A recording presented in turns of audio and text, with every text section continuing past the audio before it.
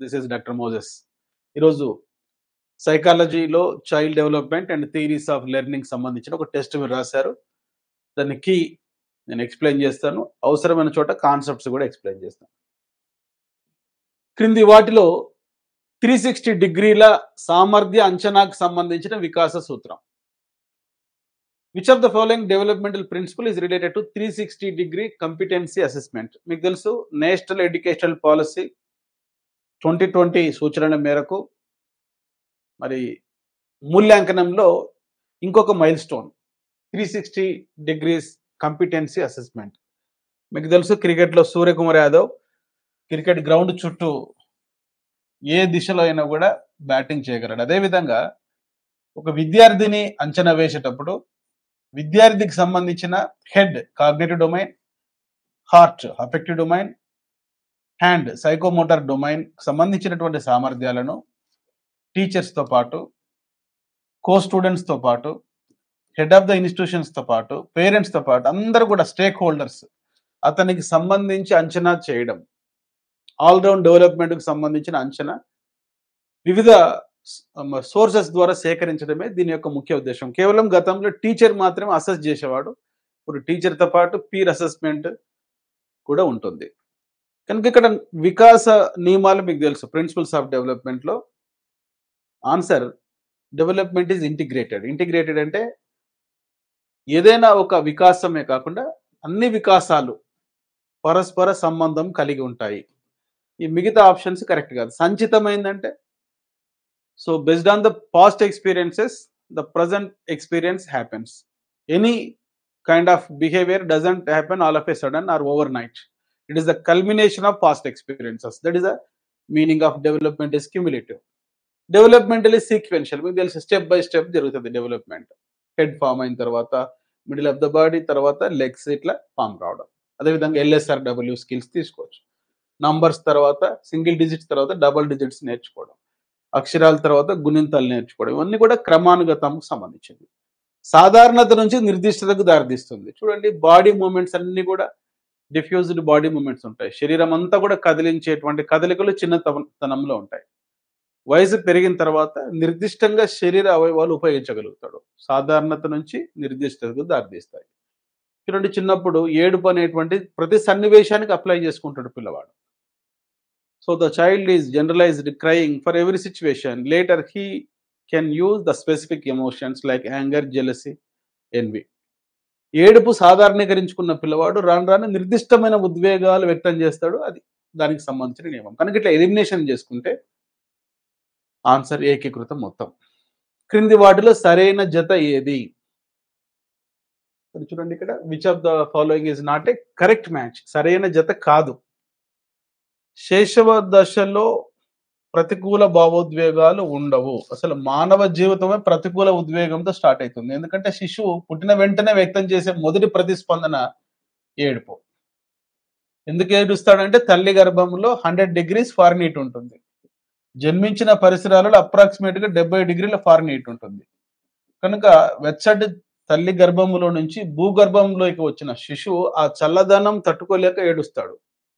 కనుక శైశవ దశలో ప్రతికూల ఉద్వేగాలు ఉంటాయి, ఉత్తేజం లాంటి అనుకూల ఉద్వేగాలు ఉంటాయి. కనుక ఇది సరైన జత కాదు. పూర్వబాల దశ ఉద్వేగాలు సాధారణీకరించబడతాయి. ఉద్వేగాలు సాధారణీకరించబడేవి శైశవ దశలో.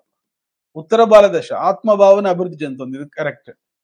యవ్వనారంభ దశ ఎమోషనల్ కెథారసిస్ అనేది ఉత్తర బాల దశలో ఉంటుంది. అతి వ్యాప్తి దశ అంటే ఇంగ్లీష్ లో over lapping stage. For example ఇది ఎర్లీ చైల్డ్హుడ్ అనుకుందాం. ఇది అడోలసెన్స్. ఎర్లీ చైల్డ్హుడ్ ఎండింగ్ ఎప్పుడు 10 years, అడోలసెన్స్ స్టార్టింగ్ ఎప్పుడు 13 years. కనుక ఈ గ్యాప్ చాలా తక్కువగా ఉంది. ఇదే ప్యూబర్టీ స్టేజ్. కనుక ప్యూబర్టీ స్టేజ్ ని అతివ్యాప్తంతో కూడుకున్న దశ లేక పరివ్యాప్తంతో కూడుకున్న దశ ఓవర్ ల్యాపింగ్ స్టేజ్ అంటాం. కనుక ఇది కూడా రాంగ్ ఆన్సర్. క్రింది వాటిలో ఏది సరైన జత కాదంటే ఏ కాదు, బి కాదు, డి కాదు except C. English medium students ఒకసారి చూడండి. Which of the following is not a correct match? Infancy no negative emotions. In fact child expresses both emotions, negative, positive as well. Early childhood emotionals are generalized.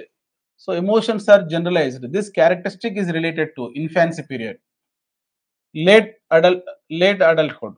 తెలుగులో కరెక్ట్‌గా ఉంది. ఉత్తర బాల దశలో ఆత్మభావన అభివృద్ధి చెందుతుంది. ఇక్కడ late childhood అని ఉండాలి. Late childhood develop self concept. ఇక్కడ సెల్ఫ్ కాన్సెప్ట్ అనేది డెవలప్ అవుతుంది. తెలుగులో కరెక్ట్‌గా ఉంది. ఇంగ్లీష్ ట్రాన్స్‌లేషన్ చైల్డ్‌హుడ్ ఉండాలి అక్కడ. ప్యూబర్టీ ఎమోషనల్ క్యాథార్సిస్ ఇది కూడా రాంగే. అడోలసెన్స్ ఓవర్‌లాపింగ్ స్టేజ్ ఇది కూడా రాంగే. Which of the following statement is correct? Growth is not a continuous process. Development is a continuous process. Maturity involves periodic changes. Learning is a continuous process. క్రింది వాటిలో సరైన ప్రకటన ఏది? సరైనవి. పెరుగుదల అనేది నిరంతర ప్రక్రియ కాదు. కరెక్టే. పెరుగుదల అనేది జీవితాంతం కొనసాగదు. వికాసం అనేది నిరంతర ప్రక్రియ. కరెక్టే. వికాసం నిరంతరం జరుగుతుంది. పరిపక్వత కాలానుగుణ మార్పులను కలిగి ఉంటుంది. చూడండి, పాలదంతాలు పూర్వ బాల దశలో రావడం, శాశ్వత దంతాలు ఉత్తర బాల దశలో రావడం, ప్రాథమిక గౌణ లైంగిక లక్షణాలు యవనారంభ దశలో రావడం, 4 నెలలకు బోర్ల పడడం, 5 నెలలకు ప్రాకడం, 6 నెలలకు కూర్చోవడం, 9 నెలలకు నిలబడడం, 12 నెలలకు బర్త్‌డే కేక్ కట్ చేయడం కోసం వాక్ చేయడం, ఇవన్నీ కూడా పరిపక్వతకు సంబంధించినవి. అవి కాలానుగుణ మార్పులు. ఇది కూడా కరెక్టే. అభ్యసనం అనేది నిరంతర ప్రక్రియ. ఇప్పుడు మీరు నేర్చుకుంటున్నారు. మీ ఏజ్ ఎంతో నాకు తెలియదు. ఏ ఏజ్‌లో అయినా సైకాలజీ నేర్చుకోవచ్చు. Which of the following statement is correct? Growth is not a continuous process like height. Height is not a continuous process. It stops at a particular stage, for example, adolescence. Development is a continuous process. For example, language development. Maturity involves periodic changes. Just now I explained in Telugu. At the age of 4 months, the child is able to creep from one place to another place. We can observe creeping, crawling at the age of 4 months, sitting at the age of 6 months, standing at the age of 9 months, walking at the age of 12 months, and we can observe primary and secondary sexual characteristics during puberty stage, milky teeth during early childhood, permanent teeth during late childhood. So these are all changes related to maturity, and learning is a continuous process, so keep learning. Next question number 4. క్రింది స్టేట్మెంట్లలో ఏది సరైనది? అంతఃపరీక్షణ పద్ధతి అంతర్గత అనుభవాలు మరియు అనుభూతులపై దృష్టి పెడుతుంది. పరిశీలన పద్ధతి చూడండి, ఇక్కడ నియంత్రిత పరిస్థితులు అంటే ప్రయోగ పరిస్థితులు అని అర్థం. ప్రయోగం చేస్తూ పరిశీలించడమే నియంత్రిత పరిస్థితులు, కంట్రోల్డ్ కండిషన్స్. బాహ్య ప్రవర్తనలపై దృష్టి పెడుతుంది కనుక ప్రకటన 1 మాత్రమే సరైనది. Introspection method which is discovered by Saint Augustine focuses on internal experiences and feelings, which was widely used by Wilhelm Wundt and William James. The observation method focuses on external behavior. Okay, under control conditions. Control conditions means experimental conditions. Observation method is described as measurement without instrument. So this statement is not correct. Telugu medium వాళ్ళు వినండి. ప్రయోగ పద్ధతి నియంత్రిత పరిస్థితుల్లో ఒక దృగ్విషయాన్ని లేక చరములను అధ్యయనం చేస్తుంది. పరిశీలన పద్ధతి నియంత్రిత పరిశీలన ఉంటుంది, అనియంత్రిత పరిశీలన కూడా ఉంటుంది. ఓకే, కనుక ఇక్కడ ఆన్సర్ ఏంటంటే ప్రకటన 1 మాత్రమే సరైనది. విద్యా పరిశోధనలో కేస్ స్టడీ పద్ధతి, దీన్నే వ్యక్తి అధ్యయన పద్ధతి అంటే ఎవరిని అధ్యయనం చేస్తాం ఇక్కడ. In educational research the case study method typically studies the following. Slow learner, మీకు తెలుసు స్లో లెర్నర్ యొక్క ఐక్యూ 70 to 89 మధ్యలో ఉంటుంది. అండర్ అచీవర్స్ వీరి ఐక్యూ 90 అబోవ్ ఉన్నప్పటికీ కూడా మార్క్స్ తక్కువ తెచ్చుకుంటారు. యావరేజ్ స్టూడెంట్స్ 90 to 109 వరకు ఉంటుంది వీరి యొక్క ఐక్యూ. గిఫ్టెడ్ స్టూడెంట్స్ వీరి యొక్క ఐక్యూ 140 అబోవ్ ఉంటుంది. సో వీరందరినీ స్టడీ చేస్తాం. మోస్ట్ సక్సెస్ఫుల్ ఇన్స్టిట్యూషన్స్ని కూడా కేస్ స్టడీ రీసెర్చ్లో తీసుకుంటారు. చాలా జాగ్రత్తగా గమనించండి. విద్యా పరిశోధనలో నిదాన అభ్యాసకులు అంటే వీళ్ళనే స్లో లెర్నర్స్ అంటారు, డల్లర్స్ అంటారు. వీరిని కూడా మనం ఒక కేసుగా సెలెక్ట్ చేసుకోవచ్చు. వీరిద్దరి మధ్యలో డిఫరెన్స్ ఏంటంటే తక్కువ సాధన గల వారికి ఐక్యూ ఉంటుంది కానీ మార్క్స్ తక్కువ వస్తాయి సమ్మేటివ్ అసెస్మెంట్లో, అకాడమిక్ ఎగ్జామినేషన్స్లో. ఈ నిదాన అభ్యాసకులకు ఐక్యూ తక్కువ ఉండడం వల్ల మార్కులు వస్తాయి. తక్కువ సాధన గల వారికి మార్కులు తక్కువ రావడం గల కారణం ఐక్యూ కాదు, వేరే కారణాలు, సోషల్ ఫ్యాక్టర్స్ కావచ్చు, ఇల్ హెల్త్ కావచ్చు. సగటు విద్యార్థులు వీళ్ళని మనం తీసుకోం కేసులో. యావరేజ్ స్టూడెంట్ను ఒక కేసుగా తీసుకోం. వి స్టడీ ఓన్లీ ఎక్స్ట్రీమ్ కేసెస్. ప్రతిభావంతులైన విద్యార్థులు మీకు తెలుసు షర్మన్ ప్రకారం 140 అబోవ్ ఐక్యూ ఉంటే ప్రతిభావంతులు. వీరిని కూడా ఒక కేసుగా తీసుకుంటాం. ఇక్కడ సంస్థలను కూడా విద్యా పరిశోధనను మనం తీసుకుంటాం. ఎడ్యుకేషనల్ రీసెర్చ్‌లో ఒక ఇన్‌స్టిట్యూషన్ ఎందుకు సక్సెస్ అయింది? ఎందుకు ఫెయిల్ అయింది? దానికి కాజెస్ ఏంటి? ఒక కేస్‌గా మనం తీసుకొని స్టడీ చేయొచ్చు. కనుక ఇక్కడ answer except C A B D E is correct. Next question number 6. క్రింది స్టేట్మెంట్‌లో ఏది సరైనది? సమరూప లేదా మోనోజైగోటిక్ కవలలు ఏర్పరచబడడానికి ఒక ఫలదీకరణ చెందిన అండం విడిపోయి సరిగ్గా ఒకే జన్యు సమాచారంతో ఇద్దరు శిశువులు జన్మిస్తారు. ఈ ఇద్దరు శిష్యులు లవకుశలు కావచ్చు, నకులుడు, సహదేవుడు కావచ్చు. వీరిని సమరూప కవలలు అంటాం. విభిన్న కవలలు డైజోగోటిక్ కవలలను ఏర్పరచడానికి రెండు అండములు రెండు వీర్యకణాల ద్వారా ఫలదీకరణం చెందుతాయి. రెండు జన్యుపరంగా ప్రత్యేకమైన పిల్లలను ఉత్పత్తి చేస్తాయి. వారిలో ఒకరు పురుషుడు కావచ్చు, ఒకరు స్త్రీ శిశువు కావచ్చు. ఇద్దరు రూపం ఒకే విధంగా ఉండకపోవచ్చు. సో వీరిని మనం ఫ్రెటర్నల్ ట్విన్స్ అంటాం. So to form identical twins, one fertilized egg splits and develops into two babies with exactly same genetic information, same features and same gender also. To form fraternal twins, two eggs are fertilized by two sperm and produce two genetically unique children like this. So ఈ రెండు statements కూడా correct. మానవ జీవితం ఇక్కడ start అవుతుంది. Elizabeth Hurlock ప్రకారం 87 జననాలకు ఒకసారి research చేస్తే నీలోఫర్ లాంటి హాస్పిటల్కి వెళ్తే ప్రతి 87 పుట్టుకలకు ఒకసారి ట్విన్స్ పుట్టేటువంటి అవకాశం ఉంది. క్రింది జతలలో ఏది సరిగ్గా సరిపోయలేదు. ఇక్కడ కొన్ని మ్యాచింగ్ టైప్ ఇచ్చారు. దాంట్లో ఏది కరెక్ట్గా సరిపోయింది? గెస్టాల్ట్ మనోవిజ్ఞాన శాస్త్ర పితామహుడు మ్యాక్స్ వర్దిమేర్ మీకు తెలుసు. జర్మనీ దేశంలో వచ్చింది గెస్టాల్ట్ మనోవిజ్ఞాన శాస్త్రం. ప్రవర్తనవాదం అమెరికా దేశంలో వచ్చింది జాన్ బి వాట్సన్ పితామహుడు. మనోవిశ్లేషణవాదం సిగ్మండ్ ఫ్రాయిడ్ దానికి పితామహుడు. మానవతావాదం అబ్రహం మాస్లో దానికి సంబంధించిన వ్యక్తి. కార్యకరణవాదం ఫంక్షనలిజం విలియం జేమ్స్ కు సంబంధించింది. సంరచనాత్మకవాదం ఎడ్వర్డ్ బి టిచ్నర్. ఈయన ఎవరంటే ఫాదర్ ఆఫ్ సైకాలజీ ఎవరు? టెక్స్ట్ చేయండి, విల్హెల్మ్ వూంట్. విల్హెల్మ్ వూంట్ యొక్క శిష్యుడు ఎడ్వర్డ్ టిచ్నర్. ఈ ఎడ్వర్డ్ టిచ్నర్ కూడా సంరచనాత్మకవాదానికి సంబంధించినవాడు. సో స్ట్రక్చర్ ఆఫ్ మైండ్ గురించి స్టడీ చేసింది స్ట్రక్చరలిజం, ఫంక్షన్స్ ఆఫ్ మైండ్ గురించి స్టడీ చేసేది ఫంక్షనలిజం. అదే రెండింటి మధ్యలో డిఫరెన్స్. ఈ రెండు కూడా కాన్షియస్ ఎక్స్పీరియన్సెస్ స్టడీ చేసేటువంటి బ్రాంచెస్ సైకాలజీలో. English medium students Gestalt psychology Max Wertheimer correct. Behaviourism J B Watson. Psychoanalysis Sigmund Freud. Humanism father of humanism was Abraham Maslow. Functionalism which studies the functions of the mind like perception William James. Structuralism, the father of structuralism was Wilhelm Wundt, and his student Edward Titchener is also associated with structuralism, which studies structure of the mind like images, feelings, and sensations. Kohlberg ప్రకారం నైతిక వికాసంలో 3 స్థాయిలు మరియు 6 దశలు ఉంటాయి. నైతిక సందిగ్ధతల గురించి తార్కికంగా తర్కించే వ్యక్తి సామర్థ్యం ద్వారా ప్రభావితం అవుతుంది. ఓకే. సంజ్ఞానాత్మక వికాసం నేరుగా నైతిక తార్కికతను ప్రభావితం చేస్తుంది. సంజ్ఞానాత్మక సామర్థ్యాలు పెరిగే కొద్దీ వ్యక్తులు నైతిక వికాసం యొక్క ఉన్నత దశలకు చేరుతారు. సింపుల్ ఏంటంటే నైతిక వికాసం అంటే ఏంటి? అసలు నైతికత అంటే ఏంటి? ఏది మంచి ఏది చెడు తెలుసుకోవడం, అంటే విచక్షణ చేసుకోవడం. విచక్షణ ఎప్పుడు చేయగలుగుతాం? ఎవరికైతే తెలివితేటలు పెరిగే కొద్దీ ఏది మంచి ఏది చెడో తెలుసుకుంటాడు సొసైటీలో. చిన్న పిల్లలు 2 సంవత్సరాల పిల్లలు 3 సంవత్సరాల పిల్లలకు ఏది తప్పు ఏది ఒప్పో తెలియదు. బికాజ్ వాళ్ళ కాగ్నేటివ్ ఎబిలిటీస్ తక్కువ ఉంటాయి. కాగ్నేటివ్ ఎబిలిటీస్ పెరిగే కొద్దీ అసలు ఒక సొసైటీలో ఉండేది రూలా కాదా అని కూడా ఆలోచిస్తాడు. రామ్ గోపాల్ వర్మ చిన్నప్పుడు ఏది మంచి ఏది చెడు అని చెప్పలేవాడు. కానీ వయసు పెరిగే కొద్దీ తెలివితేటలు పెరిగే కొద్దీ అసలు సమాజంలో ఇది ఎందుకు పాటించాలని క్వశ్చన్ చేసే స్థాయికి వచ్చిండు. కారణం ఏంటి? ఆయన కాగ్నేటివ్ ఎబిలిటీస్ పెరిగినాయి. కనుక మనిషి యొక్క వయసు పెరిగే కొద్దీ ఇంటెలిజెన్స్ పెరిగే కొద్దీ ఈ కాగ్నేటివ్ డెవలప్మెంట్ యొక్క ఇంపాక్ట్ మోరల్ డెవలప్మెంట్ పై ఉంటుందని కోల్బర్గ్ చెప్పడం జరిగింది. కనుక ఇక్కడ both A and R true and R is a correct explanation of A. ఇక్కడ చూడండి, Kohlberg moral development occurs in 3 levels and 6 stages. మీకు తెలుసు 3 levels: pre conventional, conventional and post conventional. Each level consist of 2 stages. So influenced by a person's ability to reason logically about ethical dilemma. So dilemma means where all options are equal to the person. The person doesn't know where to go.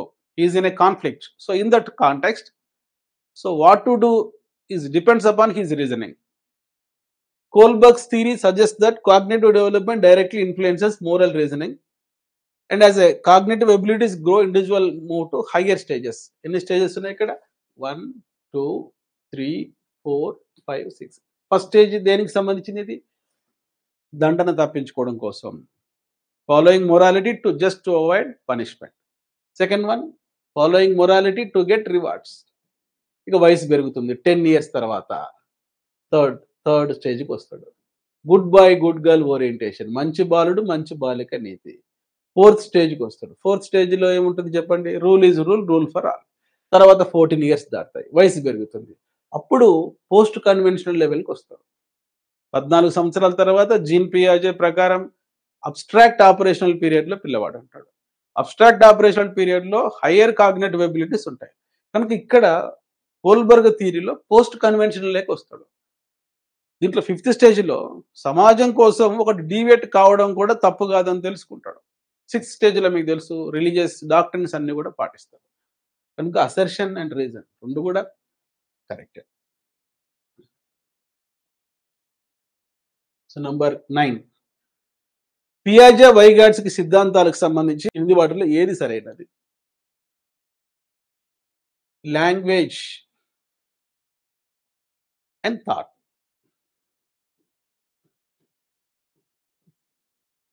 ఈ book రాసింది ఎవరు చెప్పండి?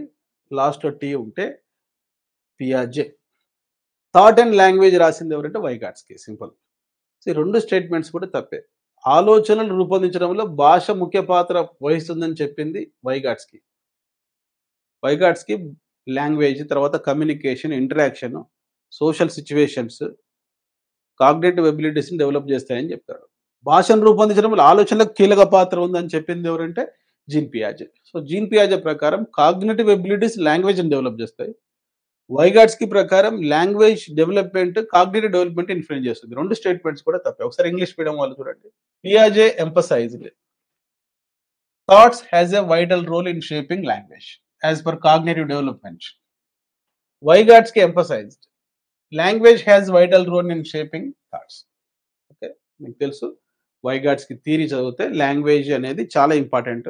Language, social situations, culture, more knowledgeable others, నాలెడ్జ్ని develop చేస్తారు. Next question number 10 చూద్దాం ఒకసారి. విద్యా పరిశోధనలో స్వతంత్ర చరం అనేది ఫలితంపై దాని ప్రభావాన్ని అధ్యయనం చేయడానికి మార్చబడిన లేదా నియంత్రించబడిన ఒక కారకాన్ని సూచిస్తుంది. Statement correct. ఇది పరతంత్ర చర్యం యొక్క ఫలితం మధ్యస్థ చర్యంపై కూడా ఉంటుంది. తల్లిదండ్రులు ఇచ్చే రివార్డ్స్ యొక్క ఇంపాక్ట్ పిల్లల మార్క్స్ పై ఉంటాయి. పొంగల్ యొక్క సంక్రాంతికి మీరు ఒక రివార్డ్ ఇచ్చారు. కమింగ్ ఎగ్జామ్స్లో మంచి మార్కులు వస్తే మీకు ఒక బ్యాగ్ కొనిస్తానని చెప్పారు. ఈ రివార్డ్ యొక్క ఇంపాక్ట్ అంటే మార్క్స్ పైన ఉంటాయి. ఇక్కడ మార్క్స్ అనేది డిపెండెంట్ వేరియబుల్, పరతంత్ర చరం. రివార్డ్ అనేది ఇండిపెండెంట్ వేరియబుల్, స్వతంత్ర చరం. అంటే ఒక రీసెర్చ్లో ఏదైతే మనం ఒక వేరియబుల్గా ఇంట్రడ్యూస్ చేస్తామో, స్టిమ్యులస్గా ఇంట్రడ్యూస్ చేస్తామో అది ఇండిపెండెంట్ వేరియబుల్. దాని ఇంపాక్ట్ వల్ల ప్రభావితం అయ్యేది, మనం ప్రవేశపెట్టిన కారకం యొక్క చరం యొక్క ప్రభావానికి లోనయ్యేది పరతంత్ర చరం. స్వతంత్ర, పరతంత్ర. ఓకే. అయితే ఈ పిల్లల మార్క్స్ అనేవి, విద్యార్థులకు వచ్చే మార్కులు అనేవి కేవలం బహుమతుల వల్ల మాత్రమే కాదు ప్రభావితం అయ్యేది. పిల్లల యొక్క ప్రజ్ఞ, పిల్లల యొక్క ప్రేరణ, సబ్జెక్టుల పట్ల పిల్లలకు ఉండేటువంటి అభిరుచి, వైఖరులు, మరి మానసిక ఆరోగ్యము, జ్ఞాపక శక్తి, వీటన్నిటిపైన ఆధారపడతాయి. పిల్లల యొక్క సాంఘిక, సాంస్కృతిక, భౌతిక, ఆర్థిక పరిస్థితులను బట్టి కూడా పిల్లల యొక్క మార్కులు ఆధారపడతాయి. కనుక ఇప్పుడు నేను చెప్పిన పాయింట్స్ అన్ని కూడా మధ్యస్థ చరాలు. కనుక పరతంత్ర చరం ఇక్కడ ఏంటి? మార్కులు.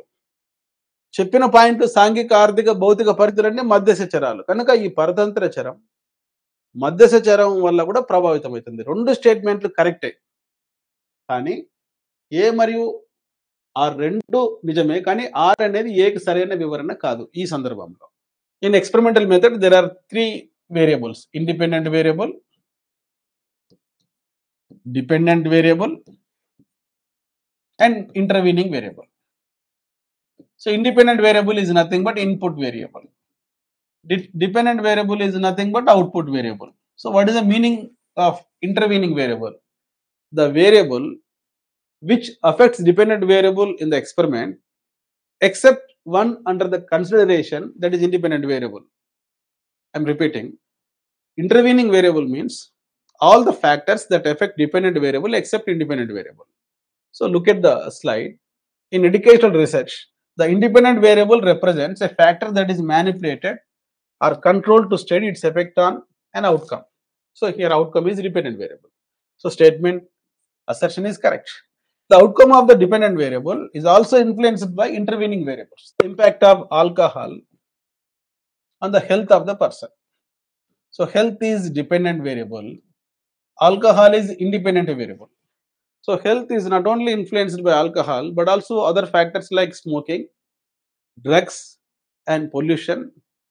Okay, imbalanced food. So these factors called as intervening variables. So intervening variables influence dependent variable apart from independent variable. So both A and R true, but R is not a correct explanation of A. Pavlov Skinner సిద్ధాంతాలకు సంబంధించి క్రింది వాటిలో సరైనవి ఏమిటి? Ivan Pavlo యొక్క శాస్త్రీయ నిబంధన సిద్ధాంతం అసంకల్పిత ప్రతిక్రియ ప్రతిస్పందనలపై దృష్టి పెడుతుంది. ఫర్ ఎగ్జాంపుల్, గంట శబ్దానికి కుక్క లాలాజలం స్రవించడం, secretion of saliva, blinking. So these are all reflexes, ప్రతిక్రియలు. స్కిన్నర్ యొక్క కార్యసాధక నిబంధన సిద్ధాంతం సంకల్పిత లక్ష్య నిర్దేశిత ప్రవర్తనలపై దృష్టి పెడుతుంది. ఎలుక పేటికలోకి దూకడం, ఒక వరుస క్రమంలో పేటిక స్విచ్ దగ్గరికి రావడం, స్విచ్ నొక్కడం అంతా కూడా ఒక లక్ష్యం ఉంది, ఒక నిర్దేశిత ప్రవర్తన ఉంది అక్కడ. కనుక రెండు స్టేట్మెంట్ కూడా కరెక్ట్. ఇంగ్లీష్లో చూడండి కరెక్ట్గా ఉంటుంది ఇక్కడ. Ivan Pavlov's classical conditioning theory focus on involuntary reflexive responses. Skinner's operant conditioning focuses on voluntary goal-directed behaviors. So this point is a major difference between classical conditioning and operant conditioning. కుక్క అభ్యసనానికి ఎలుక అభ్యసనానికి మధ్యలో ఉండే తేడా ఏమిటి? Simple. ఇక్కడ కుక్క గంట శబ్దానికి లాలాజలం స్రవించింది, దాన్ని రిఫ్లెక్స్ అంటాం. Dog secrete saliva to bell. So it is reflex, it is involuntary response which is controlled by autonomous nervous system of the body. Whereas Skinner's experiment, rat could operate the switch in Skinner box, which is controlled by central nervous system. It is a voluntary and goal directed behavior. Both statements are correct. 12th question. Thorndike తన యత్నదోష అభ్యసన సిద్ధాంతంలో ప్రవర్తనపై పరిణామాల ఫలితాలపై దృష్టి సారించాడు, కానీ పునర్బలన ప్రత్యేకతలను నొక్కి చెప్పలేదు. చాలా మంది అడుగుతుంటారు, సార్ తారండైక్ యొక్క యత్నదోష అభ్యసన సిద్ధాంతం అది కూడా ప్రవర్తనవాద సిద్ధాంతమే, స్కిన్నర్ యొక్క కార్యసాధక నిబంధన సిద్ధాంతం అది కూడా ప్రవర్తనవాద సిద్ధాంతమే. ఈ ఎలుక ప్రయోగానికి పిల్లి ప్రయోగానికి ఉండే డిఫరెన్స్ ఏంటి? ఒక డిఫరెన్స్ ఏంటంటే, పిల్లికి పజిల్ బాక్స్ బయట ఉండే ఎండు చేప కనపడుతుంది, ఎలుకకు పజిల్ బాక్స్ బయట ఏం వస్తుందో పునర్బలనం అనేది, బహుమతి అనేది కనపడదు అని చెప్తుంటారు చాలా మంది. దానితో పాటు మీరు నేర్చుకోవాల్సిన ఇంకొక అంశం ఉంది. తారండైక్ తన యత్నదోష అభ్యసన సిద్ధాంతంలో ప్రవర్తనపై పరిణామాల ఫలితాలపై దృష్టి సారించాడు, కానీ పునర్బలన ప్రత్యేకతలు చెప్పలేదు. తారండైక్ 3 సూత్రాలు చెప్తాడు: సన్నద్ధ సూత్రం, అభ్యాస సూత్రం, ఫలిత సూత్రం. ఈ ఫలిత సూత్రం ఆధారంగానే స్కిన్నర్ డెవలప్ చేశాడు కార్యసాధక నిబంధన. అయితే ఆ ఫలితం యొక్క కరెక్ట్ పారామీటర్స్ చెప్పలేదు, కేవలం సంతృప్తికర నియమం, అసంతృప్తికర నియమం అని మాత్రమే తారండైక్ చెప్తాడు. అంతేగాని అది బహుమతి, దండన, రీఇన్ఫోర్స్మెంట్, ఆ రీఇన్ఫోర్స్మెంట్లో ఏ రకమైన రీఇన్ఫోర్స్మెంట్, పాజిటివా నెగిటివా, ఇవన్నీ కూడా స్పెసిఫిక్గా మెన్షన్ చేయలేదు తారండైక్. దాన్ని కొంత ఎలాబొరేట్గా తారండైక్ చెప్పిన ఫలిత సూత్రం ఆధారంగా ఒక ప్రయోగం చేశాడు స్కిన్నర్. ఈ సిద్ధాంతంలో పునర్బలన అంశాలు చెప్పాడు. ఈ పునర్బలనం కూడా 2 రకాలుగా ఉంటుందని చెప్పాడు: positive reinforcement and negative reinforcement. Reinforcement schedules కూడా చెప్పాడు: continuous reinforcement, fixed ratio reinforcement, fixed time interval reinforcement and variable reinforcement. అంతేకాకుండా శిక్ష కూడా, పనిష్మెంట్ కూడా ప్రవర్తనలో మార్పు తెస్తుందని స్పెసిఫిక్గా చెప్పాడు. అది difference. Okay, English medium students. Thorndike in his trial and error theory focused on the effect of the consequences on behavior, but did not emphasize the specifics of reinforcement. You know, there are 3 laws of learning proposed by Thorndike: law of readiness, law of exercise, and law of effect. Law of effect consists of 2 sub-laws: law of satisfaction and law of dissatisfaction. But he didn't mention or emphasize specific of reinforcement, as in Skinner theory. In Skinner theory, operant conditioning, reinforcements and punishments as key drivers in behavior modification. In Skinner theory, he classified reinforcement into two types: positive reinforcement and negative reinforcement apart from punishment. And he classified reinforcement schedules into four types: continuous reinforcement, fixed ratio reinforcement, fixed time interval reinforcement, and variable reinforcement. So that is a major difference between these two theories. Both statements are correct. Erikson యొక్క మనోసాంఘిక వికాస సిద్ధాంతం చూడండి, క్రింది ప్రకటనలు 4 ప్రకటనలు ఉన్నాయి. మనోసాంఘిక వికాస సిద్ధాంతం మానవ వికాసం యొక్క సామాజిక స్వభావాన్ని నొక్కి చెప్తాయి. ఎరిక్సన్ ప్రకారం మానవ జీవితంలో 8 దశలు ఉంటాయి. సాంఘిక పరిస్థితుల్లో ఇతరులతో వ్యవహరించేటప్పుడు అతని ఈగో సాటిస్ఫై కావడం కాకపోవడం వల్ల పర్సనాలిటీ యొక్క ట్రైట్స్ డెవలప్ అవుతాయి అంటాడు ఎరిక్సన్. ఫ్రాయిడ్ మనో విశ్లేషణ సిద్ధాంతం మానవ వికాసం యొక్క లైంగిక స్వభావాన్ని నొక్కి చెప్తుంది. మీకు తెలుసు 5 దశలు ఉంటాయి లైంగిక వికాస దశలు. ఇడ్ అనేటువంటి ఒక అచిత్తులో లిబిడో అనే ఒక ఇన్స్టింక్ట్ ఉంటుంది. మీకు తెలుసు లిబిడో. ఇది సాటిస్ఫై కావడం కాకపోవడాన్ని బట్టి పర్సనాలిటీ షేప్ అవుతుంది అంటాడు. లిబిడో 5 రకాలుగా సాటిస్ఫై అవుతుంది.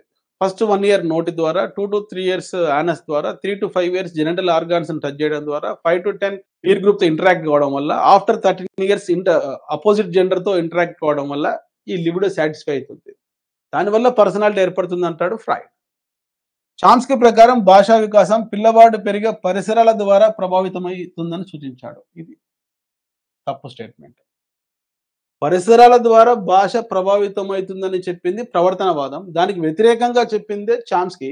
చామ్స్కీ ఏమంటాడంటే లాంగ్వేజ్ అక్విజిషన్ డివైస్, వెర్నిక్ బ్రోకా అనేటువంటి ప్రాంతాలు భాషా అభివృద్ధికి కీలకమైన ప్రాంతాలు బ్రెయిన్లో.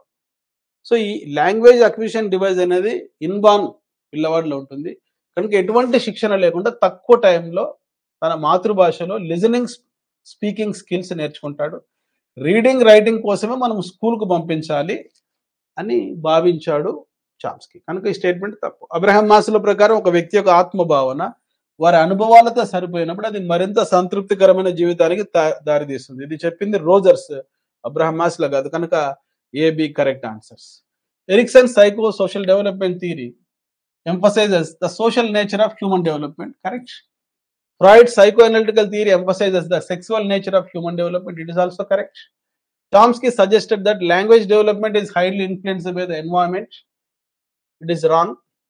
According to Abraham Maslow, when a person's self-concept aligns with their experiences, leading to a more fulfilling life. So this statement is given by Carl Rogers, not Abraham Maslow. AB correct statements.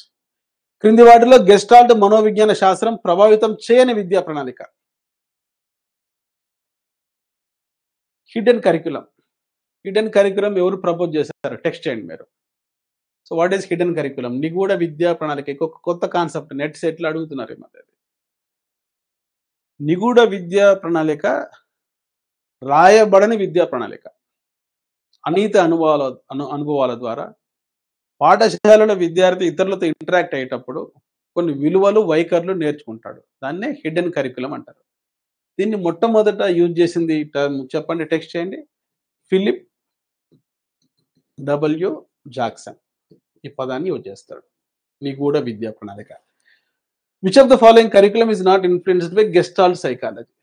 Gestalt అనేటువంటి పదం దేనికి సంబంధించింది? German భాషకు సంబంధించింది. DSC స్థాయి పెట్టింది. Gestalt అంటే అర్థం ఏంటంటే మొత్తము, సమగ్రాకృతి, అంటే భాగాల కన్నా మొత్తం ముఖ్యం. మనం సబ్జెక్టులను భాగాలుగా నేర్చుకోకూడదు, ఆ భాగాల యొక్క సహసంబంధాన్ని నేర్చుకోవాలి. అనాటమీ నేర్చుకునేటప్పుడే ఫిజియాలజీ నేర్చుకోవాలి.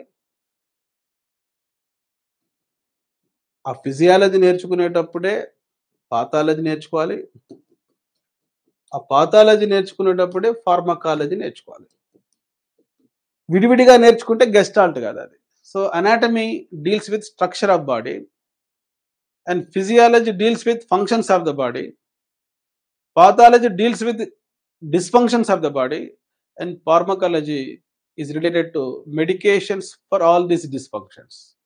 I'm explaining psychology. Come to the point. Which of the following curriculum is not influenced by Gestalt psychology? Gestalt సైకాలజీకి సంబంధించనిది, నిగూఢ ప్రణాళిక సంబంధించినది కోర్ కరికులం. కోర్ కరికులం అంటే కంపల్సరీ కరికులం. మీకు ఇష్టం ఉన్నా ఇష్టం లేకున్నా చదవాల్సిన కంపల్సరీ సబ్జెక్ట్స్. గతంలో 10+2+3 కరికులంలో కొఠారి కమిషన్ చెప్పాడు 10 ఇయర్స్ వరకు అందరూ కూడా 3 లాంగ్వేజెస్ చదవాలి, 3 నాన్ లాంగ్వేజెస్ చదవాలి. మీరు ఆ విధంగా చదువుకున్నవారే. దాన్నే కోర్ కరికులం అంటాం. ఇంటర్మీడియట్ తర్వాత ఆప్షనల్ కరికులం ఉంటుంది. So core curriculum is not optional curriculum. Simple. ఇది కూడా కరెక్ట్ కాదు. Liberal arts. లిబరల్ ఆర్ట్స్ అంటే మీకు తెలుసు, ఇప్పుడు కొత్తగా ప్రవేశపెట్టారు ఎన్ఈపి 2020లో భాగంగా. గతంలో అది ఐబీ కరికులంలో కూడా ఉంది. ఒక స్టూడెంట్ ఇప్పుడు ప్రజెంట్ ఏంటంటే సిస్టంలో బైపీసీ అంటే బైపీసీ స్ట్రీమ్ మాత్రమే చదవాలి, ఎంపీసీ అంటే ఎంపీసీలో ఉండే సబ్జెక్ట్లో చదవాలి, హెచ్ఈసీ అంటే ఆ 3 సబ్జెక్టులో చదవాలి. ఇప్పుడు ఒక జోక్ కూడా మీకు ఉంది. బీకామ్లో ఫిజిక్స్ చదివినానని ఒక పొలిటికల్ రైతు చెప్తారు మీకు. జోకే కాదు, నిజం కూడా. మీరు కామర్స్ చదువుకోవచ్చు, ఫిజిక్స్ చదువుకోవచ్చు, తెలుగు చదువుకోవచ్చు, సైకాలజీ చదవచ్చు కాంబినేషన్తో. ఆ కాంబినేషన్కి అవకాశం ఇచ్చేటువంటి కరికులమే liberal arts curriculum. NEP 2020 suggest చేసింది. మ్యాథమెటిక్స్ చదువుకోవచ్చు, అదే టైంలో హిస్టరీ సబ్జెక్ట్ చదవచ్చు, అదే టైంలో మీరు ఎకనామిక్స్ చదవచ్చు, నీకు ఇష్టం ఉంటే కెమిస్ట్రీ చదువుకోవచ్చు, డిఫరెంట్ కాంబినేషన్స్. సో ఇది లిబరల్ ఆర్ట్స్. ఇది కూడా కరెక్ట్ కాదు. Inter disciplinary curriculum. So inter disciplinary curriculum, education అనేది ఇంటర్ డిసిప్లినరీ కరికులం.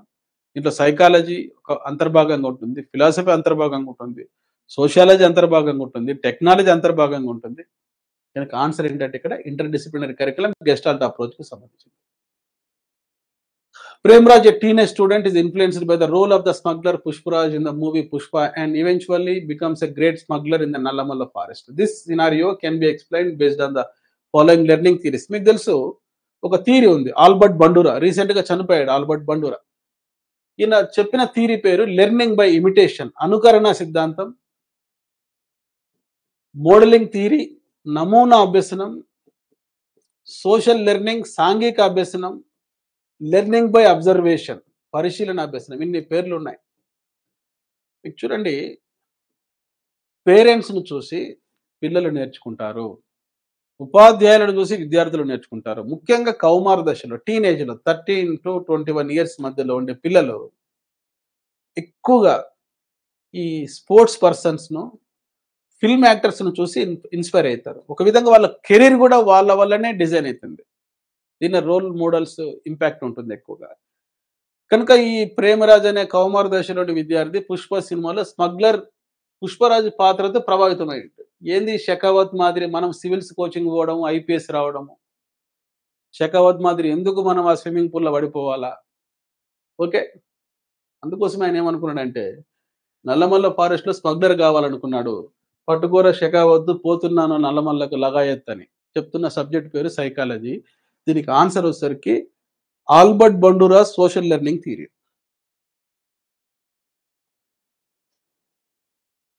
క్రింది వాటిలో ఏ లక్షణము సంజ్ఞానాత్మక వికాసం యొక్క పూర్వ ప్రచార దశకు సంబంధించినది కాదు? ఈ కాదు అనేటువంటి పదాలు ఒక్కొక్కసారి మన జీవితాన్ని మారుస్తాయి. Which of the following characteristics is not, బాగా జాగ్రత్తగా చదవండి, related to pre operational stages of cognitive development. మీకు తెలుసు 4 స్టేజెస్ ఉన్నాయి జీన్ పియాజే సిద్ధాంతంలో. Sensory motor stage, pre operational stage, concrete operational stage and abstract operational stage. దీంతో ప్రీ ఆపరేషనల్ పీరియడ్ యొక్క లక్షణం కానిది. పదిలపరుచుకునే భావన మూర్త ప్రచాలక దశలో డెవలప్ అవుతుంది. విపర్యాత్మక ఆలోచన కూడా మూర్త ప్రచాలక దశలో డెవలప్ అవుతుంది. ఇప్పుడు 2 గ్లాసెస్ తీసుకొని ఇక్కడ ఇది బి గ్లాస్, ఇది ఏ గ్లాస్, ఇది సి గ్లాస్. ఏ గ్లాసులో ఉండేటువంటి మొత్తం వాటర్ బి గ్లాసులో పోస్తాం మనం. ఈ 2 ఒకటేనా అంటే ఒకటే అంటాడు పిల్లవాడు. బి గ్లాసులో ఉండే వాటర్ ఇక్కడ వెడల్పుగా ఉండే ఒక గ్లాసులోకి మార్చినప్పుడు బి గ్లాస్ పెద్దది, సి గ్లాస్ తక్కువ అనే భావన కలిగి ఉంటే కన్జర్వేషన్ అనే భావన నేర్చుకోలేదు. పూర్వ ప్రచాలక దశలో ప్రీ ఆపరేషనల్ పీరియడ్లో తెలివితేటలు తక్కువగా ఉంటాయి కాబట్టి, ప్రజ్ఞ డెవలప్ కాదు కాబట్టి కన్జర్వేషన్ ఏర్పడదు. A+B అంటే చెప్తాడు, B+A అంటే చెప్పలేడు. అంటే విపర్యాత్మక ఆలోచన లోపం, lack of reversible thinking. So reversible thinking, conservation ఉండేది కాంక్రీట్ ఆపరేషనల్ పీరియడ్లో, కన్జర్వేషన్ ఏర్పడని దశ, రివర్సిబుల్ థింకింగ్ ఏర్పడని దశ ప్రీ ఆపరేషనల్ పీరియడ్. అది గుర్తుపెట్టుకోండి. కనుక ఇక్కడ ఏ లక్షణం సంజ్ఞానాత్మక వికాసం యొక్క పూర్వ ప్రచాలక దశకు సంబంధించినది కాదు. ఈ 2 తప్ప మిగతావన్నీ కూడా సంబంధించినవి. అహం కేంద్రీకృతం, make believe play, transactive thinking, సర్వాత్మవాదం. Which of the following characteristic is not related to pre operational stage of cognitive development? Conservation, reversible thinking. Answer egocentrism, make believe play, transactive reasoning, animism. So these are all related to pre-operational child characteristics.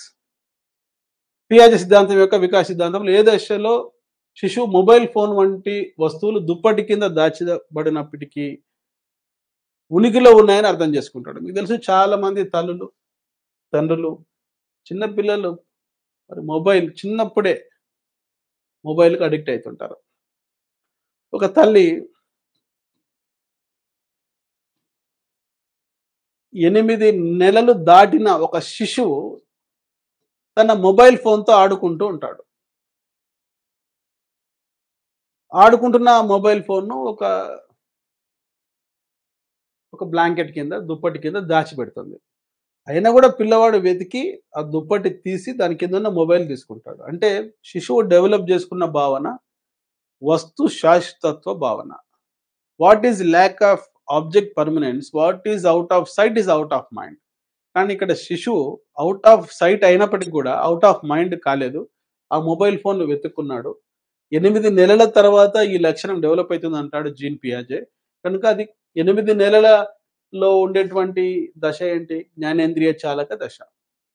చూడండి, చాలా జాగ్రత్తగా వినండి Telugu medium వాళ్ళు. వస్తు శాశ్వతత్వం ఏర్పడిన దశ అన్న, వస్తు శాశ్వతత్వం ఏర్పడే దశ అన్న, రెండు కూడా జ్ఞానేంద్రియ చాలక దశ. English medium students. At what stage of Jean Piaget's cognitive development theory does an infant develop the ability to understand that objects like mobile phone continue to exist even when hidden under a blanket? So మీకు తెలుసు, parents రోజు చేసే పనే. అయినా కూడా 8 నెలలు దాటిన పిల్లలు దానికోసం సెర్చ్ చేస్తారు. వారు ఆడుకున్న వస్తువులు దాచిపెట్టిన వెతుకుతారు. ఆ వెతికే లక్షణమే ఆబ్జెక్ట్ పర్మనెన్స్ అంటాం. జీన్ పియాజే యొక్క సంజ్ఞానాత్మక వికాస సిద్ధాంతంలో మూర్త ప్రచార దశకు చెందని లక్షణం ప్రాగుక్తీకరించడము, బహిర్శీషణము, పరికల్పన, ఆగమన వివేచనం, నిగమన వివేచనం. What are the characteristics not included in the concrete operational stage? Not included: prediction, extrapolation, hypothesis, inductive reasoning, deductive reasoning. ఇక్కడ ఆన్సర్ ఏంటంటే except inductive reasoning. So inductive reasoning is related to concrete operational period. So what is the meaning of inductive reasoning? Thinking from concrete to abstract. So thinking from concrete to abstract is related to concrete operational period. The remaining 4 characteristics are not related to concrete operational period. Let me explain. Prediction means guessing the result based on the experience. Extrapolation means guessing the result based on the existing data. Hypothesis means a tentative answer in between cause and effect results or independent variable, dependent variable. So these 3 are related to imagination, but differences are there. Prediction means imagination based on the experience. Extrapolation means imagination based on the existing data. Hypothesis means a guessed answer or tentative answer to a research problem. Inductive reasoning, thinking from concrete to abstract, whereas deductive reasoning is thinking from abstract to concrete. Except D, all 4 concepts are not related to concrete operational period. Jean పియాజే యొక్క సంజ్ఞానాత్మక వికాస సిద్ధాంతంలో మూర్త ప్రచార దశకు చెందని లక్షణం ప్రాగుక్తీకరించడము, అనుభవం ద్వారా ఫలితాలను ఊహించడం. ఒక చిన్న ఎగ్జాంపుల్, 5 సంవత్సరాల వయసులో ఒక పిల్లవాడి హైట్ గమనించి 15 ఇయర్స్ వయసులో వీడు ఈ స్థాయికి హైట్ రీచ్ అవుతాడంటే ప్రాగుక్తీకరించడం, అనుభవం ఆధారంగా. బహిర్శీషణం, ఒక ఎక్స్పెరిమెంట్ చేస్తుంటాం, డేటా ఆధారంగా ఎక్స్పెరిమెంట్ రిజల్ట్ ఊహించడం. ఓకే, ఇప్పుడు అరకు వ్యాలీలో 10 డిగ్రీ సెంటిగ్రేడ్ ఉంది. ఒక 10 రోజుల తర్వాత అది 13-14 డిగ్రీలుగా పెరుగుతుంది. ప్రజెంట్ టెంపరేచర్ ఆధారంగా నెక్స్ట్ జరగబోయేది ఊహించడం. సో దాన్ని బహిర్శీషణం అంటాం. పరికల్పన అంటే, కల్పన అంటే ఊహ. పరిశోధనలో వచ్చే ఊహ పరికల్పన. స్వతంత్ర చరం, పరతంత్ర చరం మధ్య ఏ సంబంధం ఉంటుందో పరిశోధన చేయక ముందే ఊహించుకొని ఆ దిశలో నువ్వు పరిశోధన చేయడమే పరికల్పన. ఈ ఈ 3 కూడా ఒక మూర్త ప్రచాలక దశలోని పిల్లవాడు చేయలేడు. ఆగమన, నిగమన మీకు తెలుసు. మూర్త అంశాల నుంచి అమూర్త అంశాలు ఆలోచించడమే ఆగమన. అమూర్త అంశాల నుంచి మూర్త అంశాలు ఆలోచించడమే నిగమన. నిగమన వివేచనం అమూర్త ప్రచాలక దశకు సంబంధించింది. ఆగమన వివేచనం మూర్త ప్రచాలక దశకు సంబంధించింది. కనుక ఇక్కడ ఆన్సర్ ఏంటంటే ఏబిసిఈ. ఈ సైకాలజీ క్లాసెస్ జాగ్రత్తగా వినండి, రిపీట్ చేసుకోండి, టెస్ట్ ప్రాక్టీస్ చేయండి. నిజాయితీ గల ఒక డిప్యూటీ విద్యాధికారి. కండిషన్స్ అప్లై ఇక్కడ. నిజాయితీ గల తల్లి చావు బతుకుల మధ్య ఉన్నది. ఆమె కార్పొరేట్ వైద్యం కోసం 30 లక్షలు అవసరము. ప్రభుత్వ నిబంధనలకు విరుద్ధంగా నిర్వహించబడుతున్న చైనా ఒక కార్పొరేట్ పాఠశాల అక్రమంగా నిర్వహిస్తున్నారు. తమ పాఠశాలకు పర్మిషన్ ఇస్తే 30 లక్షలు ఇస్తామని డిప్యూటీ విద్యాధికారికి లంచం చూపారు. ఇక్కడ ఒక డైనమా. కార్పొరేట్ హాస్పిటల్లో అపోలోలో తల్లి ఉంది, జాబ్ చేస్తున్నాడు, తనకు వచ్చే ₹1,00,000 ఆదాయము, నో బ్రైబ్స్, పిల్లలు, కుటుంబం, భార్య house wife, 30 lakhs health insurance లేదు తల్లికి. ఏం చేయాలి? అప్పుడే చైనా పాఠశాల వచ్చింది. మాకు గ్రూప్ ఆఫ్ అపార్ట్మెంట్ స్కూల్స్ ఉన్నాయి, ఒక్క చోట పర్మిషన్ తెచ్చుకుంటాం, మిగతా 3 చోట రన్ చేస్తాం, చూసి చూడనట్లు బాగు 30 లక్షలు ఇస్తామన్నారు. డబ్బు తీసుకోవాలా వద్దా? చూడండి, ఈ నైతిక సందిగ్ధావస్థలో ఆ డిప్యూటీ విద్యాధికారి లంచం తీసుకోవడం వృత్తి నియమావళి ప్రకారం. వృత్తి నియమావళి అంటే ethics. Ethics is different from morality. Morality is universal, ethics are related to contextual. Remember, వృత్తి అనేది ఒక సందర్భానికి సంబంధించినది, నైతికత అనేది విశ్వవ్యాప్త అంశాలకు సంబంధించినది.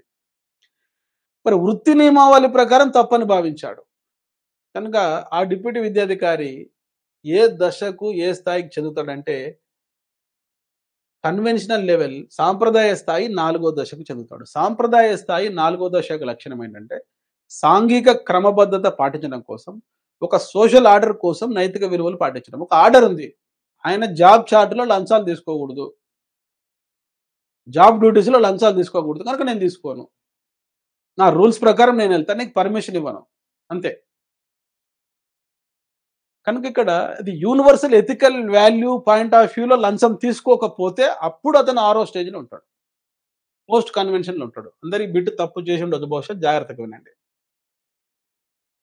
An honest deputy educational officer's mother is in the middle of the death. She needs 30 lakhs for her corporate medical treatment, but a corporate school called China, which is being run illegally against government regulations, is bribed by the deputy educational officer to give him 30 lakhs if he gives permission to run their school.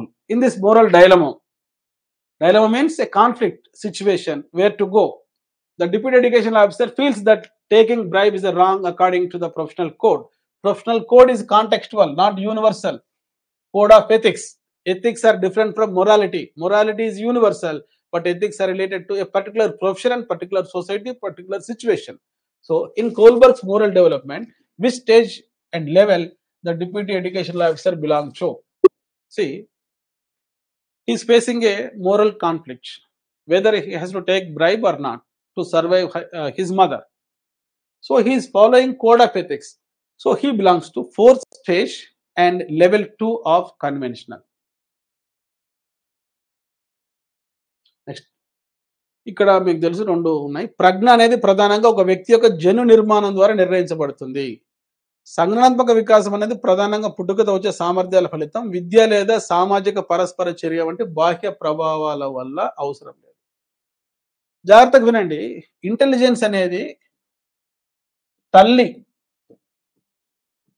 తండ్రి ఇద్దరి యొక్క జన్యువుల ప్రభావం వల్ల, jeans ప్రభావం వల్ల పిల్లలకు intelligence వస్తుందని చెప్తాడు. ఎవరు? హెరిడిటరీ జీనియస్ బుక్ రాసినటువంటి సర్ ఫ్రాన్సిస్ గాల్టన్. దానికి సపోర్ట్గా చాలా పరిశోధనలు చేయడం జరిగింది, రీసెర్చ్ ఇప్పటికి కూడా జరుగుతుంది. హెరిడిటీ గొప్పదని 19వ శతాబ్దం వరకు భావించారు ఇంటెలిజెన్స్ను డిటర్మైన్ చేయడం. ఇది కరెక్టే. మీకు ఒక స్టోరీ కూడా ఉంది. ఒక విహీనమైనటువంటి గొప్ప స్పీకర్, అసాధారణమైన తెలివి గల ఒక వ్యక్తి ప్రసంగం చేస్తుంటే గొప్ప అందం గల ఒక స్త్రీ, కానీ తెలివి చాలా తక్కువగా ఉంటుంది. 3 రాలు. అందం బాగుంటుంది, తెలివి తక్కువ ఉంటుంది. ఈయనకు ప్రసంగం చేసే వ్యక్తికి తెలివి ఎక్కువ ఉంటుంది, అసలు అందం ఉండదు. చాలా అందవిహీనుడిగా ఉంటారు. ఆమె ఒక ప్రపోజ్ చేస్తది ఆయన దగ్గరికి ప్రసంగం అయిపోయిన తర్వాత. మనిద్దరం మ్యారేజ్ చేసుకుందాం. నీ తెలివి, నా అందం 2 కలిస్తే ప్రపంచంలో ఒక అద్భుతమైన వ్యక్తి జన్మిస్తాడని ఆ స్పీకర్‌కు చెప్పడం జరిగింది. ఆ స్పీకర్ తెలివైన వాడు కాబట్టి ఒకటి చెప్తాడు. అమ్మా నాకు ఐక్యూ ఎక్కువుంది. ఓకే. నీకు బ్యూటీ ఎక్కువుంది. ఓకే. ఒకవేళ నీ బ్యూటీ, నా ఐక్యూ పిల్లవాడికొస్తే అద్భుతంగా జన్మిస్తాడు. ఒకవేళ రివర్స్ అయ్యి నీ ఐక్యూ, లో ఐక్యూ, నా యొక్క అగ్లీనెస్, బ్యూటీలెస్‌నెస్ పిల్లవాడికొస్తే నికృష్టుడు పుడతాడు. కనుక మ్యారేజ్ ప్రపోజల్ వద్దు అని చెప్తాడు. సో, ఇక్కడ పాయింట్ ఏందంటే మ్యారేజ్ అయిపోయింది మీ అందరికి.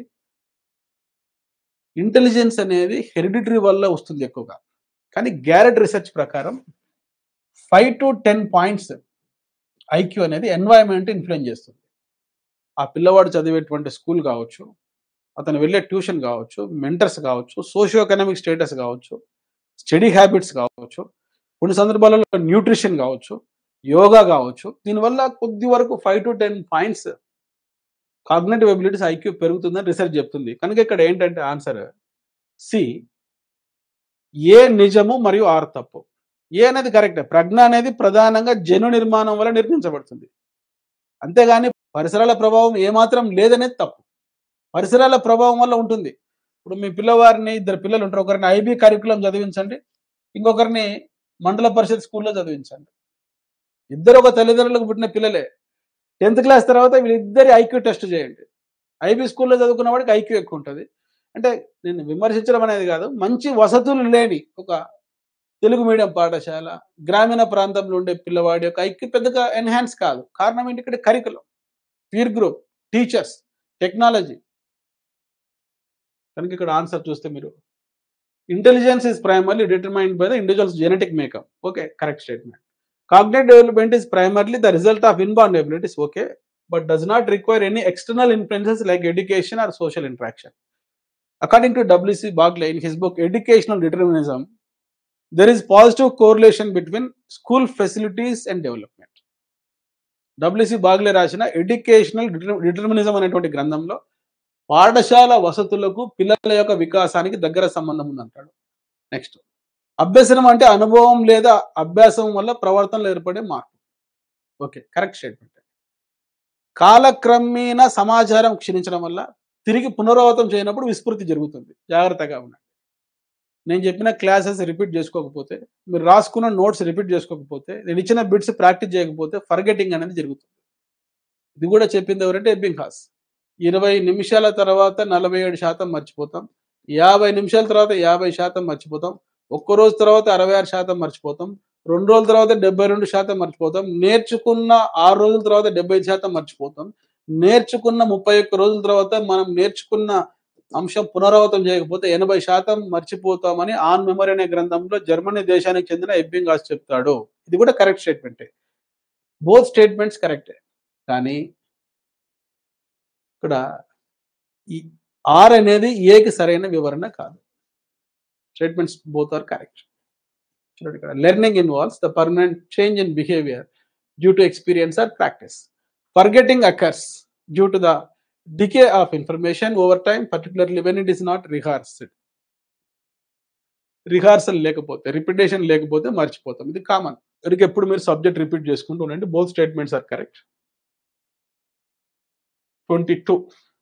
బోధన అనేది స్వతంత్ర చరం. ఎందుకంటే ఇది అభ్యసనంపై దాని ప్రభావాన్ని గమనించడానికి మార్చబడుతుంది. చూడండి ఇక్కడ ఒక స్టేట్మెంట్ ఇచ్చారు. విద్యా ప్రయోగంలో బోధనను స్వతంత్ర చరంగా పరిగణిస్తాం. అభ్యసనం అనేది పరతంత్ర చరం. బోధన అనేది స్వతంత్ర చరం ఎందుకంటే ఇది అభ్యసనంపై దాని ప్రభావాన్ని చూపుతుంది. Correct statement. ఈ బోధన, అభ్యసనం అనేది జోక్యం చేసుకునే చరాలు కాదు, మధ్యస్థ చరాలు కాదు. కరెక్టే కదా. బోధన స్వతంత్ర చరం, ఇక్కడే ఆన్సర్ ఉంది. అభ్యసనం పరతంత్ర చరం, ఇక్కడే ఆన్సర్ ఉంది. అవి మధ్యస్థ చరాలు కాదు. రెండు కూడా కరెక్టే. సిడి అనేవి కరెక్ట్ కాదు. అభ్యసనం అనేది స్వతంత్ర చరం కాదు, బోధన అనేది పరతంత్ర చరం కాదు. ఇక్కడే ఉంది answer. In an educational experiment, teaching is considered the independent variable. Teaching is independent variable. and learning is the dependent variable. Very simple. Answer is there in the question only. Dependent variable. So teaching is the independent variable. Correct. Teaching and learning are not intervening variable. What is the meaning of intervening variables? The variable which affect the dependent variable except one under the consideration is called independent variable. See, both statements are correct except C and D. విద్యా మనోవిజ్ఞాన శాస్త్రానికి సంబంధించి క్రింది వాటిలో ఏది సరైనది కాదు? విద్యా మనోవిజ్ఞాన శాస్త్రము ఒక అనువర్తిత శాస్త్రము. Correct statement. విద్యా మనోవిజ్ఞాన శాస్త్రం ఒక స్వచ్ఛమైన శాస్త్రము. ఇది కరెక్ట్ కాదు. ఇది ప్యూర్ సైన్స్ కాదు, ప్యూర్ సైకాలజీ కాదు. మనం నేర్చుకోవాల్సింది applied psychology. Educational psychology is an applied branch of psychology which deals with teaching and learning. So educational psychology science of education peel ప్రకారం. విద్యా మనోవిజ్ఞాన శాస్త్రం ఒక సానుకూల శాస్త్రం, positive science. What is the difference between positive science and normative science? Text చేస్తారా ఎవరైనా? Positive science, sciences చాలా classifications ఉన్నాయి. దాంట్లో ఒకటి positive science and normative science. Psychology ఒక పాజిటివ్ సైన్స్. ఎందుకు? విద్యా మనోవిజ్ఞాన శాస్త్రం ఒక అనువర్తిత శాస్త్రం. అందుకే చూడండి, ప్రతి సిద్ధాంతం తర్వాత, జీన్ పియాజే సిద్ధాంతం తర్వాత, కోల్బర్గ్ సిద్ధాంతం తర్వాత, ఫ్రాయిడ్ సిద్ధాంతం తర్వాత, అవి యాజ్ గా సిద్ధాంతాలు చదువుకుంటే ప్యూర్ సైకాలజీ. పావ్లో సిద్ధాంతం, స్కిన్నర్ సిద్ధాంతం ప్యూర్గా చదువుకుంటే అది pure psychology.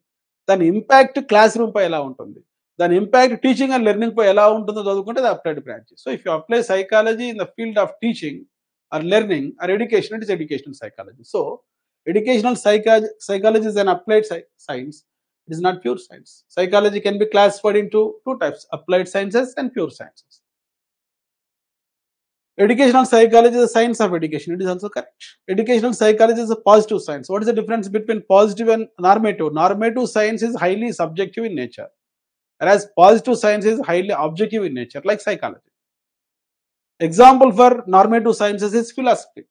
It is highly subjective in nature. Methods used in philosophy are highly subjective, like introspection method, armchair method. Okay, whereas methods used in psychology are highly objective in nature. For example, experimental method.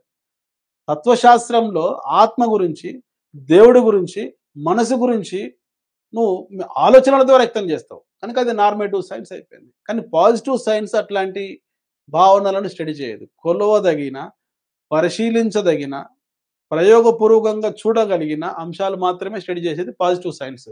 కనుక psychology ఒక positive science. 24.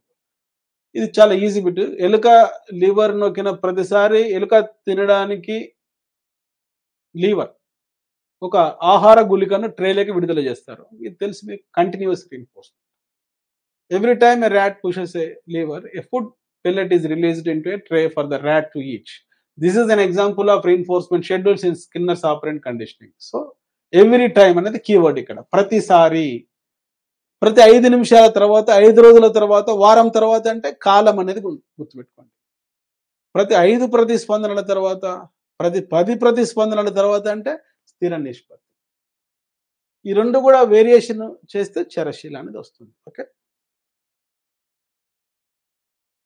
ఈ బిట్కి answer యాక్చువల్గా Ivan Pavlo యొక్క శాస్త్రీయ నిబంధనలోని సాధారణీకరణ నియమం 25th bit. 26th, ఖండచ్ఛేద ఉపగమంలో ఈ క్రింది పద్ధతులలో ఏది అంతగా ఉపయోగపడదు? ఏంటి ఖండచ్ఛేద అంటే? Cross sectional approach. ఎన్ని అప్రోచ్లు ఉన్నాయి మనకు? క్రాస్ సెక్షనల్ ఉంది, లాంగిట్యూడినల్ ఉంది. లాంగిట్యూడినల్ అంటే వింటడం మీనింగ్ ఉంది, లాంగ్ పీరియడ్ అబ్జర్వ్ చేసేది.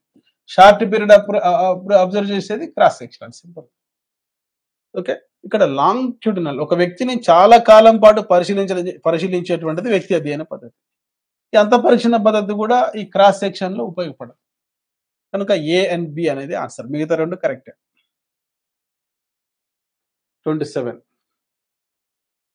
ఇక్కడ ఏబిసిడిఈఎఫ్ కరెక్టే మీకు.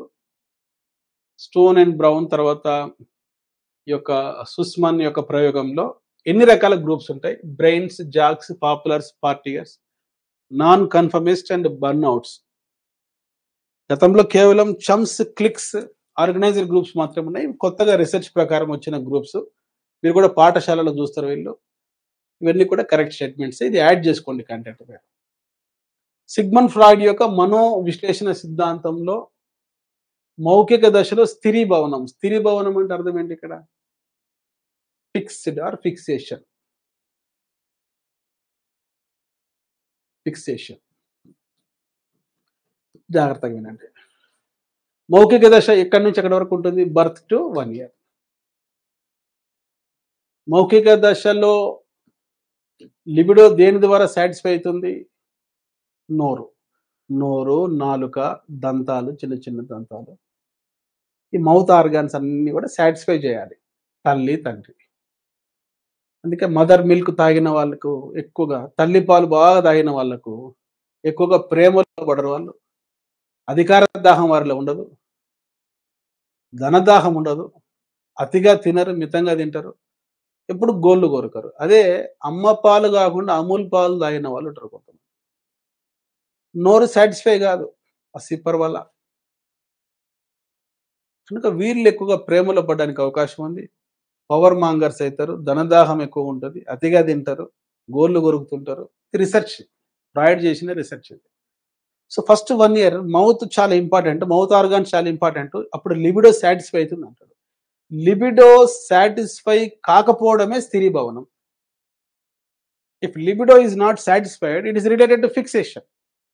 సో ఈ స్థిరీభవనం చెందిన వారిలో ఏ లక్షణాలు కనపడతాయి అంటే, లిబిడో సాటిస్ఫై కాని వారిలో ఏ లక్షణాలు కనపడతాయి అంటే అన్ని లక్షణాలు కనపడతాయి, ఒక పిసినారితనం తప్ప.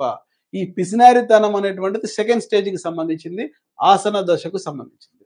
C in Sigmund Freud psychosexual stages, which characteristic is seen in people who belong to the fixed stage of the oral stage? Fixation. Fixation means if libido is not satisfied through mouth organs, particularly up to 1 year, they do exhibit these characteristics: thirst for love, thirst for power, thirst for money, overeating, nail biting, and thumb sucking also. So miserliness is related to second stage, anal stage. Vijay BEd చదవని విద్యార్థి, అంటే group 2 prepare అయితే BEd చదవలేదు. Emily academy online కోర్సులో చేరాడు. విద్య గురించి ముందస్తు జ్ఞానం లేకపోయినా ఎమిలీ అకాడమీ మార్గదర్శకత్వం ద్వారా విద్యపై నియంత్రణ పొందుతాడు మరియు తర్వాత డిప్యూటీ ఎడ్యుకేషన్ ఆఫీసర్ అవుతాడు. వైగాట్స్కీ యొక్క సాంఘిక సాంస్కృతిక వికాస సిద్ధాంతం నుండి క్రింది భావనలో ఏది దృష్టాంతానికి అత్యంత సందర్భోచితంగా ఉంటుంది? ఇక్కడ చాలా గ్యాప్ ఉంది. ఆయనకు ఒక 10% నాలెడ్జ్ ఉంది ఎడ్యుకేషన్లో. ఈ gap zone of proximal development. ఈ గ్యాప్ను ఫిలప్ చేసింది ఎమిలీ అకాడమీ విత్ సపోర్ట్. ఆ సపోర్ట్ స్కఫ్ ఫోల్డింగ్. ఆ సపోర్ట్ ఇచ్చిన వ్యక్తి ఎవరంటే ఎమిలీ అకాడమీ. నేను క్లాసులు చెప్తున్నాను కాబట్టి కనుక నేను ఇక్కడ ఏమైతే ఎంకేఓ అంటే మోర్ నాలెడ్జబుల్ అదర్. నేను ఇచ్చే హెల్ప్ ఏమవుతుంది? స్కఫ్ ఫోల్డింగ్ అవుతుంది. సో నీకు కోర్సుకు ముందు ఎంత నాలెడ్జ్ ఉంది ఎడ్యుకేషన్లో, ఇప్పుడు ఎంత నాలెడ్జ్ ఉంది, ఆ గ్యాప్ అనేది జోన్ ఆఫ్ ప్రాక్సిమల్ డెవలప్మెంట్. అంటే నీ సొంత ప్రయత్నం ద్వారా ఎంత నేర్చుకున్నావు, ఇతరుల సహాయం చేత ఎంత నేర్చుకున్నావు, ఆ రెండింటి మధ్యలో ఉండే వ్యత్యాసమే జోన్ ఆఫ్ ప్రాక్సిమల్ డెవలప్మెంట్. ఇవన్నీ కూడా కరెక్టే. 30 బిట్. క్రింది అభ్యసన సిద్ధాంతాలలో ఏది నేరుగా ఒక వ్యక్తి యొక్క అత్యధిక జ్ఞాన సామర్థ్య వివేచనకు సంబంధించినది కాదు? చూడండి, ఇక్కడ ఏబిసి 3 సిద్ధాంతాలు కూడా ప్రవర్తనవాద సిద్ధాంతాలు. పావ్లో కుక్కపై చేసిన ప్రయోగం, స్కిన్నర్ ఎలుకపై చేసిన ప్రయోగం, తారండైక్ పిల్లిపై చేసిన ప్రయోగం. ఈ 3 జంతువుల యొక్క మెదడు గమనిస్తే వాటిలో రీజనింగ్ ఉండదు, హయ్యర్ కాగ్నిటివ్ ఎబిలిటీస్ ఉండవు. కుక్క లెర్నింగ్ ఇన్వాలంటరీ రెస్పాన్స్, ఈ ఎలుక లెర్నింగ్ వాలంటరీ రెస్పాన్స్, పిల్లి లెర్నింగ్ అనేది ఒక మ్యానిపులేటివ్ స్కిల్. కనుక కొహ్లర్ యొక్క ప్రయోగంలో 7 చింపాంజీల పైన ప్రయోగం చేస్తాడు. సిరియా, గ్రెనడా, టెర్చెగో, సుల్తాన్, కోన్సల్, రానాచిగా. దాంట్లో తెలివైన మగ చింపాంజీ పేరే సుల్తానా. టెనరీఫ్ దీవులలో ప్రయోగం చేస్తాడు. అది ఒక రూమ్లో వేసినప్పుడు స్మృతియే కాకుండా అత్యున్నతమైన ఆలోచన ఉపయోగించి రూమ్ మొత్తం కలియ చూసి ఒక డబ్బా పైన మరొక డబ్బా పేర్చుకొని పైన ఉన్న అరటిపళ్ళ గేలను అందుకోగలిగింది chimpanzee.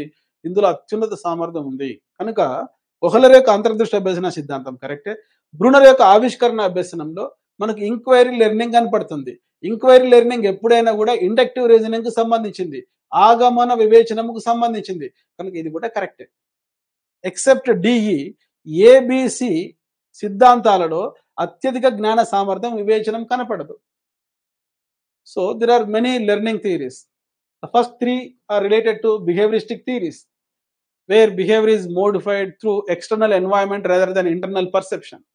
So internal perception is very important as per Kohler insightful learning theory, where they emphasize higher cognitive abilities like reasoning. See, in Pavlov classical conditioning, the student was dog. In Skinner operant conditioning, the learner was rat. Whereas in Thorndike's trial and error theory, the learner was cat. So cat, rat, and dog brain is not related to reasoning. So dog could secrete saliva to a bell sound. It is involuntary response, which is not related to reasoning. And rat could operate a lever in a inner box. It is voluntary response. It is also not related to reasoning. And cat could operate a switch in puzzle box, which is puzzle to the cat. Because of the trial and error, not by reasoning, cat could operate the switch in the Thorndike box. It is also not related to reasoning. These two concepts, theories are related to reasoning. So these are the 30 bits today. Very good. ఈరోజు కొంత strength పెరిగింది. 228 members రాశారు. సంక్రాంతికి ముందు 199 మంది. First exam 250 మంది రాశారు, 250. ఈరోజు కొంత పర్లేదు, 228. ఓకే, నిన్న పండుగ అయిపోయింది కాబట్టి. కానీ యావరేజ్ మార్క్స్ తగ్గిపోయినాయి, 11.55. ఎందుకంటే ఇది మనకు డిఎస్సి స్థాయిలో చిన్న చిన్న పరీక్షలలో అడుగుతున్నట్టు సైకాలజీ కాకుండా కాన్సెప్ట్ బేస్డ్ లెర్నింగ్. సైకాలజీ అనేది ఒక కాన్సెప్ట్స్తో కూడుకున్నది. ఇంకా అప్లికేషన్ బిట్స్, అనలిటికల్ బిట్స్ మీకు ఇచ్చాను కాబట్టి తగ్గొచ్చు మార్కులు, మీరేం వరి కావద్దు. దీంట్లో హైయెస్ట్ మార్క్స్ ఎన్ని వచ్చాయంటే Sashi Balineni first rank 24.34 out of 30. Excellent Sashi Balineni, keep it up. Koti 24.01 out of 30, second rank, excellent. Chaitanya N 23.68, third rank. Marneni Padmavathi fourth rank, very good, 23.35. వీళ్ళ మధ్యలో కూడా గ్యాప్ ఉంది చూడండి మార్క్స్ లో, సేమ్ మార్క్స్ రిపీట్ కాలేదు. అప్పుడు ఒక టెస్ట్కు వ్యాలిడిటీ ఉన్నట్లు, ఒక టెస్ట్కు రిలయబిలిటీ ఉన్నట్లు. ఓకే, ఒకే మార్క్ పైన ఒక 30-40 మంది ఉంటే ఫస్ట్ ర్యాంక్, ఆ టెస్ట్కు వ్యాలిడిటీ రిలయబిలిటీ ఉండదు. సో తౌడు 10 లోపు 22.35, fifth rank. Congratulations, top 5 rankers.